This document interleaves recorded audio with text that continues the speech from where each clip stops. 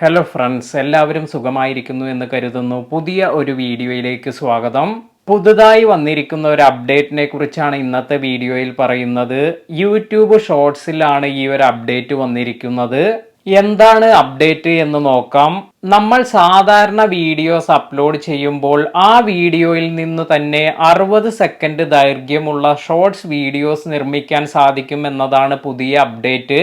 അതായത് നമ്മൾ നമ്മുടെ നോർമൽ വീഡിയോ അപ്ലോഡ് ചെയ്യുമ്പോൾ എഡിറ്റ് ഇൻ ടു ഷോർട്സ് എന്ന ഒരു പുതിയ ഓപ്ഷൻ ലഭിക്കും. ഇതിൽ പ്രസ് ചെയ്ത് കഴിഞ്ഞ് നിങ്ങൾക്ക് നോർമൽ വീഡിയോസിൽ നിന്നും ഷോർട്സ് വീഡിയോ ക്രിയേറ്റ് ചെയ്യാം. നമുക്ക് മാക്സിമം 60 സെക്കൻഡ് ദൈർഘ്യമുള്ള വീഡിയോ ആണ് ഷോർട്സ് വീഡിയോ ആയി എടുക്കാൻ സാധിക്കുക. നിങ്ങൾ അപ്ലോഡ് ചെയ്യുന്ന വീഡിയോയിൽ നിന്നും നിങ്ങൾ ഒരു 30 സെക്കൻഡ് മാത്രമാണ് ഉപയോഗിക്കുന്നതെങ്കിൽ നിങ്ങൾക്ക് മറ്റൊരു വീഡിയോ നിങ്ങളുടെ ഗ്യാലറിയിൽ നിന്നും സെലക്ട് ചെയ്ത് ബാക്കി 30 സെക്കൻഡ് ആ വീഡിയോയിൽ നിന്ന് വേണമെങ്കിൽ സെലക്ട് ചെയ്യാം.